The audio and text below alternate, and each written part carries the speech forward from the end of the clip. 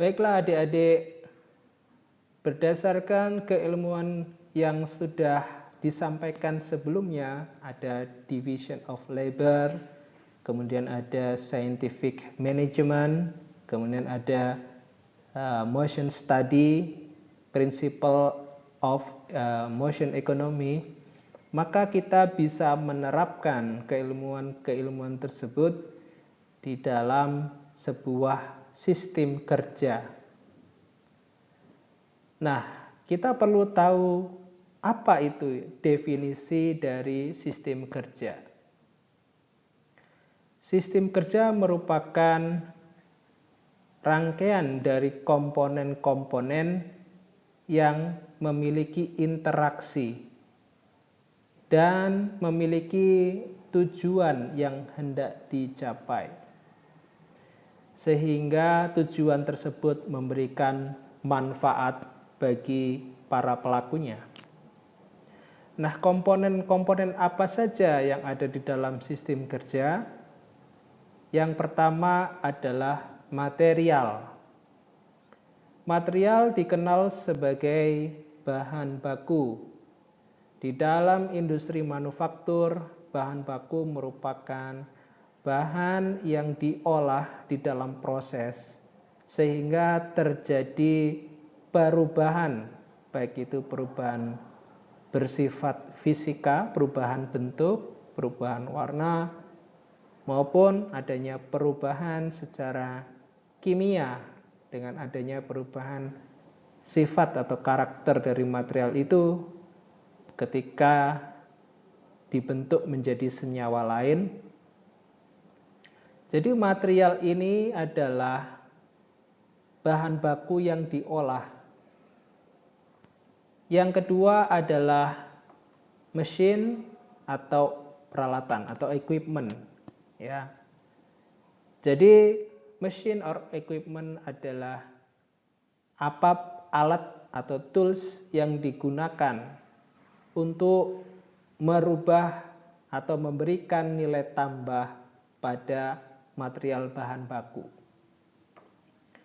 Berikutnya ada human, ya, kalau jamaknya adalah people. Manusia ini merupakan sentral dalam sistem kerja, karena manusia inilah yang aktif dalam hal perencanaan, dalam hal pelaksanaan, dalam hal monitoring, dalam hal perbaikan dalam sistem kerja itu sendiri.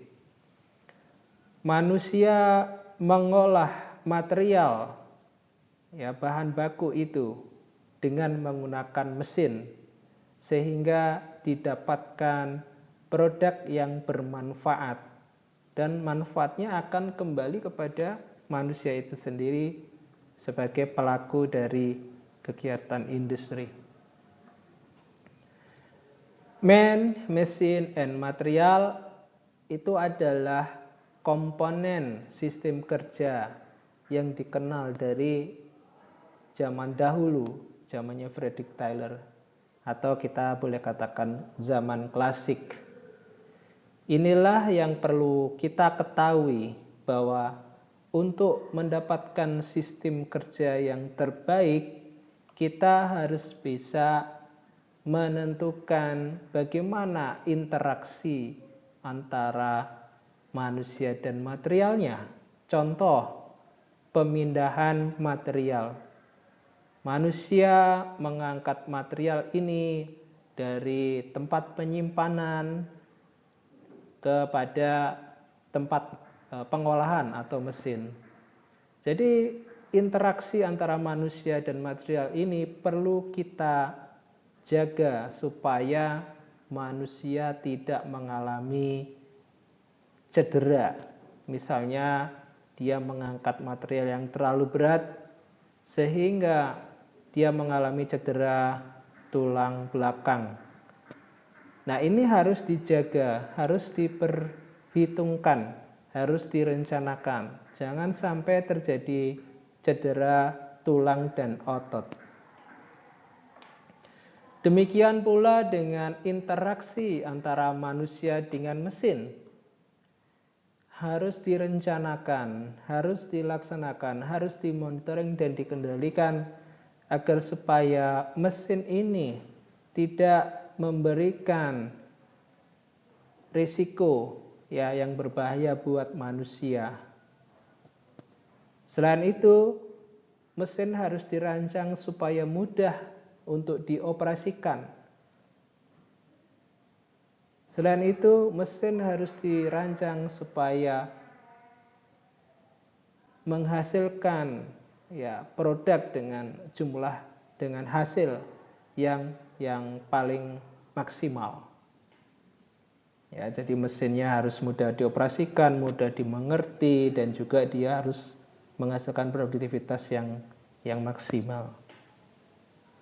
Nah, ini harus dirancang interaksinya. Contoh interaksi antara manusia dan mesin adalah manusia mengoperasikan tombol-tombol yang ada di panel kendali mesin.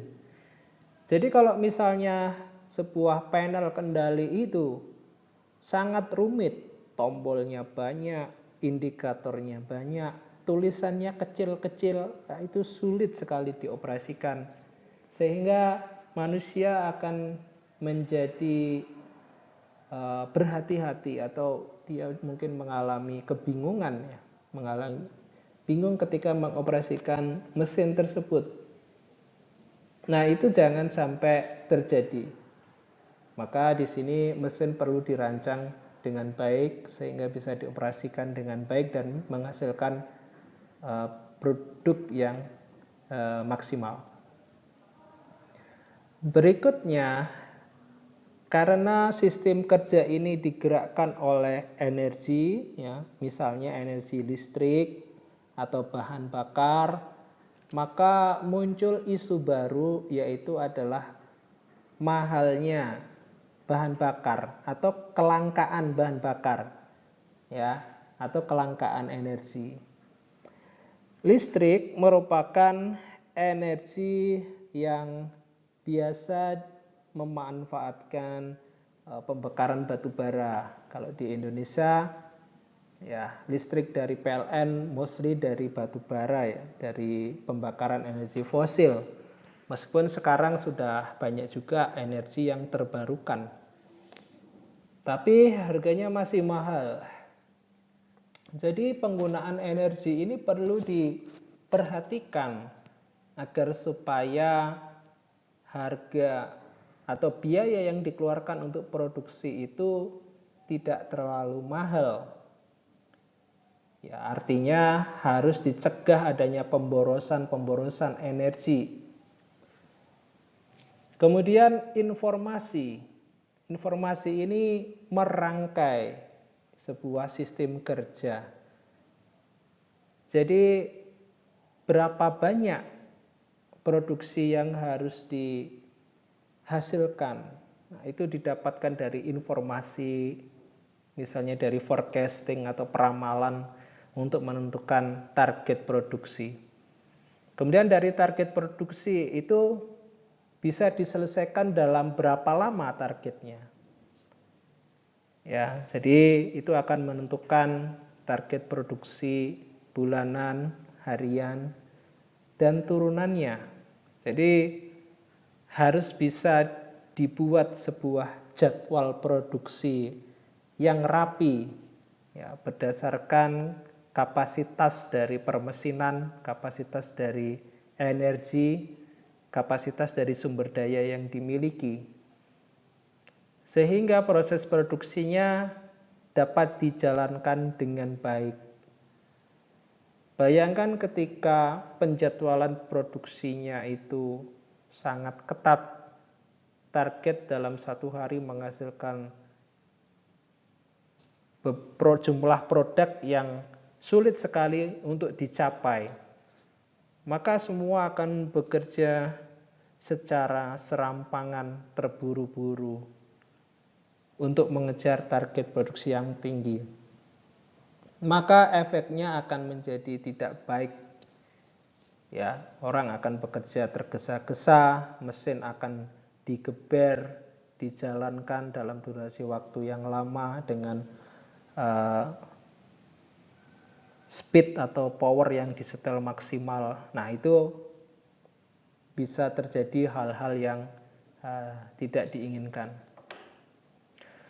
Maka sebuah sistem kerja merupakan satu kesatuan dari beberapa hal yang saling berinteraksi satu sama lain, yaitu material, manusia, mesin, energi, dan informasi. Dengan adanya interaksi ini, maka akan dihasilkan sebuah produk atau sebuah layanan sebagai tujuannya, ya, sehingga dengan adanya tujuan yang tercapai tersebut akan memberikan manfaat